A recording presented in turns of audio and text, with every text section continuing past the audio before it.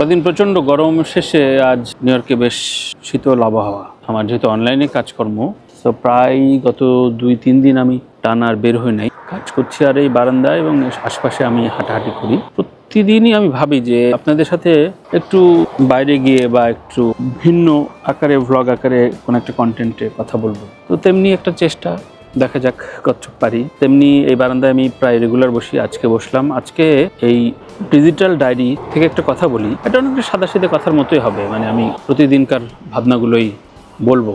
আমাকে আমি প্রায় 9 মাস হয়ে গেল আমি নিউ ইয়র্কে আসছি, মানে আমেরিকায় আসছি।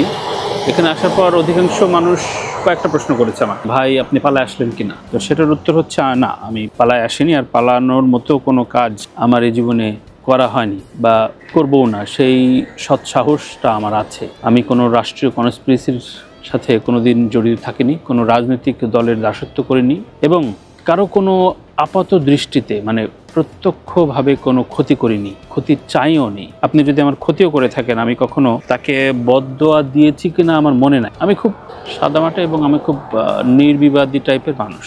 সো এসব প্রশ্নের একটা জবাব। আরও একটা জবাব হচ্ছে, ভাই দেশের যে অবস্থা, আপনি যে দেশের নিয়ে কথা বলেন, দেশে আসেন না? অবশ্যই দেশে আসবো, দেশে বেশ কিছু কাজ করব। এবং দেশের বাইরে যারা প্রবাসী থাকেন তারা, আমি এর আগেও বলেছি যে দেশের বাইরে যারা প্রবাসী থাকেন তারা সারাক্ষণ বুকে একটা বাংলাদেশ ধারণ করে এবং তারা দেশকে প্রোভাইডও করে। সুতরাং আমার কাজের পরিধি বাড়ানোর জন্য এবং আমার স্বপ্নের বিস্তার করার জন্য এই প্রবাস জীবন।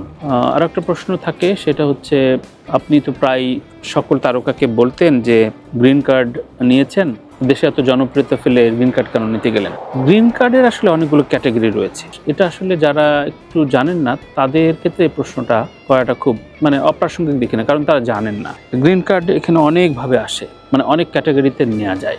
গ্রিন কার্ড হচ্ছে রেসিডেন্স পারমিট। আমি যে ক্যাটাগরিটা আমি আজকে ক্লিয়ার করি সেটা হচ্ছে EB1 স্পেশাল ক্যাটাগরি, অর্থাৎ আমার মেধা যোগ্যতায় একটা দেশ, এটা বিভিন্ন দেশে আছে বিভিন্ন নামে, একটা দেশ যখন মনে করে উনি মেধার যোগ্যতায় এ দেশকে সার্ভ করতে পারবে এবং এই দেশে একটা স্পেশাল মানুষকে সম্মান দিয়ে রাখতে পারবে, সো তখন সে অনুমোদনটা দেয়। সুতরাং আমি একই সাথে আমার ডিজিটাল মার্কেটিং, অনলাইনের কাজ, ভিডিও এডিটিং, মিউজিক কম্পোজিশন, উপস্থাপনা, এসব কাজে আজীবন করে গেছি। এটা বহুল প্রমাণ আছে যে আমি লেখালেখি, গান তো আছেই। সো ওই জায়গা থেকে আমি অ্যাপ্লাই করেছি এবং এগুলো নিয়ে বিস্তারিত আমি একদিন কথা বলবো। এবং আমার ক্ষেত্রে আমার জায়গায় শামীম সাহেদ খুবই হেল্প করেছে, ভট্ট ল ফার্ম দারুণভাবে সাপোর্ট করেছে এবং আমি খুবই লিগ্যাল কাগজ দিয়েছি। এবং আমি আপনাদের বলে রাখি যে আমি আমার অর্জন বলবো না, আমার যে এই টোটাল জার্নি 30 বছরের যে সাংবাদিকতা, মিউজিক ক্যারিয়ার, উপস্থাপনা, অনলাইন ডিজিটালে কাজকর্ম, এগুলো যত কাগজ হয়েছে, আমার প্রায় 1700 পৃষ্ঠার একটা কাগজ আমি জমা দিয়েছিলাম আমি এই করছি। যখন করছিলাম তখন সত্যিকার অর্থে আমার কেন জানি মনে হয়েছে, আমি শুকরিয়া করেছি আল্লাহর কাছে যে আজীবন আমি আমার নানান ধরনের সৃজনশীল কাজ করে চলেছি এবং করে গেছি সবসময়। অনেকেই দেখি অ্যাপ্রোপ্রিয়েট কাজ নাই বা গুছিয়ে উঠতে পারেন, উনি হয়তো অনেক মেধাবী কিন্তু ওনার কাগজপত্র বা উনি ঠিক গুছিয়ে কাজ করতে পারেনি, হয়তো নিয়মিত কাজ করতে পারেনি। কিন্তু আমি টাকা পয়সা আসুক না আসুক, কষ্টে থাকি, ভালো থাকি, সচ্ছল থাকি, অসচ্ছল থাকি, আমি আমার কাজগুলো করে গেছি এবং করে যেতে চাই এই যা পারি। আমি খুব বেশি অর্থবিত্তশালী নই এবং সেই বিত্তের প্রতি লোভ নেই। অর্থের প্রতি আকাঙ্ক্ষা আছে কিন্তু লোভ নাই। লোভ হচ্ছে একটা ধূর্ত শেয়ালগিরি, অর্থাৎ যে কোনো উপায়ে আমার অর্থ উপায় করতে হবে। আমি অনেক কিছু ছাইড়া আসলো, আমি নিজের কোনো গর্ব করছি না, আমি আসলে নিজের বিবৃতি দিচ্ছি, নিজের বিবরণ দিচ্ছি এই কারণে যে আমাকে যে 2-4 জন ভালোবাসেন, ফলো করেন বা আমার কথা শোনেন, তারা হয়তো এই কথাগুলো শুনে এক ধরনের গাইডলাইন পেতে পারেন। আমি প্রচুর মানুষের কথা শুনি, তেমনি আমার কথাগুলো, আমার অভিজ্ঞতাগুলো শুনলে হয়তো বিষয়গুলো অনেকের কাছে ঠিকঠাক খোলাসা হবে। আজকে যে বিষয়টি বলে এই ডেইলি রুটিনটা শেষ করব সেটি হচ্ছে ভিসা। অর্থাৎ আমি প্রায় 14 ইয়ার্স ধরে আমেরিকা আসি, যাই বিভিন্ন কাজে, প্রোগ্রামে, অনুষ্ঠান করতে। P3 ভিসা এসেছি, ভিজিট ভিসায় ঘুরতে এসেছি, আড্ডা দিয়েছি, প্রচুর স্টেটে আমি ঘুরেছি এবং বন্ধু বান্ধবের প্রচুর সহযোগিতা পেয়েছি। এখানে এসে যেমন ATV USA এর নামে একটা প্রতিষ্ঠানের যিনি আমি বলবো আমার ভাইয়ের মতো, তিনি আমার কোনো আত্মীয় স্বজন না, কিন্তু মানে তাকে সবসময় বলতে শুনেছি যে তানভীর আমার ভাই, তিনি হচ্ছে আকাশ রহমান। আকাশ ভাই, এশা ভাবি, তাদের কাছে হয়তো কোনো একটা কারণে একটু দূরে আছি, বাট অভিমান, কোনো অভিযোগ নেই, কোনো রকম বিদ্বেষ নাই। অভিমান থাকতে পারে যে কোনো কিছুতে, কিন্তু আকাশ ভাই, এশা ভাবি, এই দুটি মানুষ, রুবনা ভাবি, রাজ ভাই, সাকিব ভাই, শামীম আল আমিন, ইকবাল ফেরদৌস, কলোরাডোর দিলীপ, কানেটিকাটের রনি, তানভীর শাহিন, মানে আমার খুব বলতে ভালো লাগে যে আমি এত মানুষের বন্ধুত্ব পেয়েছি। সুতরাং এই শুকরিয়া, কৃতজ্ঞতা যখন আমি করব না, তখন আসলে আমি কোনো মানুষের পর্যায়ে পড়ি না। অভিযোগ, ঝগড়া, বিবাদ, দূরত্ব, এগুলো মানুষের জীবনের খুব একেবারে জীবনের অংশ। কিন্তু যখন কেউ কোনো কিছুতে শুকরিয়া পালন করে না, কোনো থ্যাঙ্কস জানায় না, আমি যে মানুষটি একবেলা আমাকে কোনোভাবে উপকার করেছে, আমি তাকে নিয়ে লিখেছি। আমি কোনো কিছু আমার যাবৎ ফেসবুকে কোনো কিছু মানে হাইড অ্যান্ড সিক্রেট নাই। মানে আমাকে চেনা যায়, আমি এমন, আমার বিকেলটা আজকে খারাপ লাগলো, বুঝতে পারে যে আমার মনটা খারাপ, বা এই মানুষটার সাথে উচ্ছ্বাস প্রকাশ করছি, বুঝতে পারে আমার ওই দিনটা ওই মানুষের সাথে ভীষণ আমাকে সাপোর্ট দিয়েছে। সুতরাং এই যে আমি ধরেন এখানে একটা চ্যানেলে সাপোর্ট পেলাম, আকাশ ভাই বা এশা ভাবিকে পেলাম, আরও অনেক মানুষ আমাকে হেল্প করলো।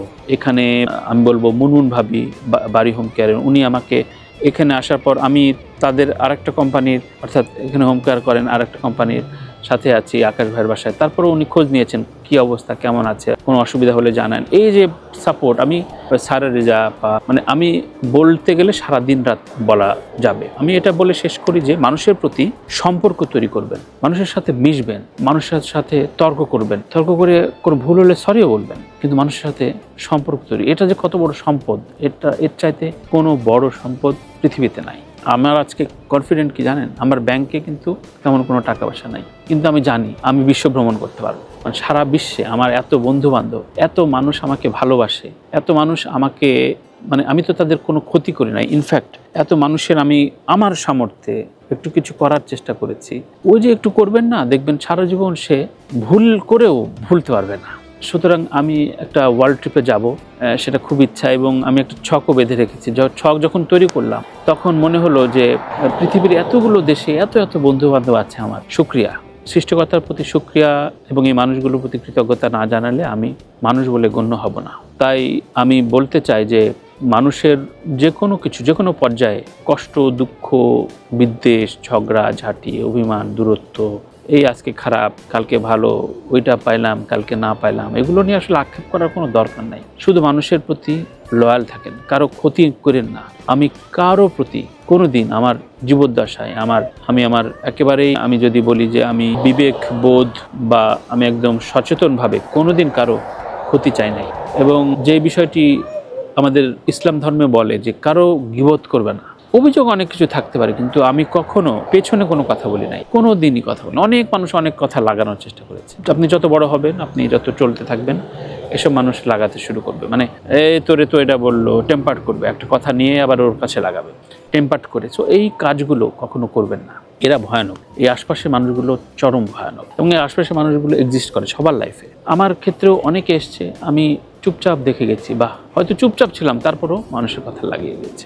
সুতরাং এই জীবনের ভ্রমণ, এই যে একটা জীবন বয়ে যাওয়া, এক একটা মানুষের ফিলোসফি দেখেন এক এক রকম।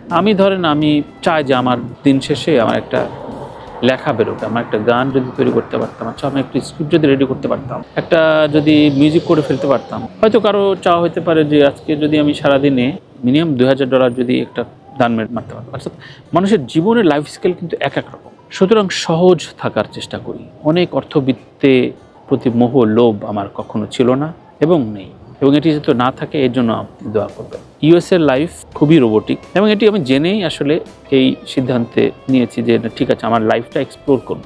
এখানে আমি আমার কাজগুলো ভীষণভাবে গ্লোবালাইজ করার চেষ্টা করছি। আমি একটা সাবজেক্টে পড়াশোনার জন্য ভর্তি হয়েছি একটা বিশ্ববিদ্যালয়ের আন্ডারে এখানে, এবং সেটিও আমি ঠিকঠাক সব কিছু হয়ে গেলে আমি আপনাদের জানাবো। বয়স হয়ে গেছে হয়তো অনেক, আমার তরুণবেলা শেষ ভাগ, ছেলেরা বড় হচ্ছে, বুড়ো হয়ে যাচ্ছি, কিন্তু তারপরও সৃজনশীলতার আকুতি যেন আজীবন থাকে, এটুকুই শুধু দোয়া করবেন আমাদের জন্য, আর কিছু চাই না।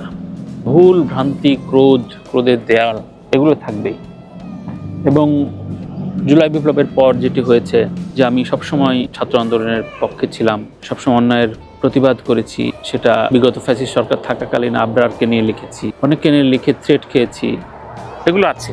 সুতরাং ওই পচা গলা রাজনীতির বাইরে যখন একজন মানুষকে ভাববেন যে আমি হিউম্যান বিং কেমন, আপনার সাথে কেমন, ওই বেসিক মানুষটা আমি নিতে চাই। কারো ভালোটা যখন নিতে থাকবেন না, তখন দেখবেন যে আপনিও ভালো থাকবেন, আপনার সম্পর্কটা ভালো থাকবে। এই বোধোদয়, এই উপলব্ধির জায়গায় নিয়ে আমি হয়তো আরও অনেক কথা বলবো। আবার আমেরিকান লাইফ নিয়ে অনেকেই শুনতে চান, আমি আসলে এতদিন কেন আছি, কি করছি।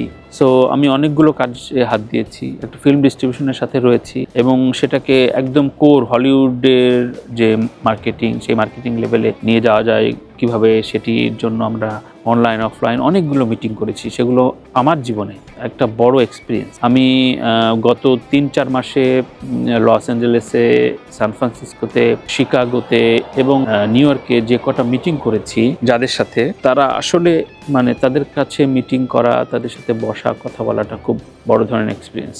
সুতরাং আমি ওই জায়গাটাই এক্সপ্লোর করার চেষ্টা করব। আজকের মতো এখানে রাখছি। সাদা সিধে কথা হবে আবারও।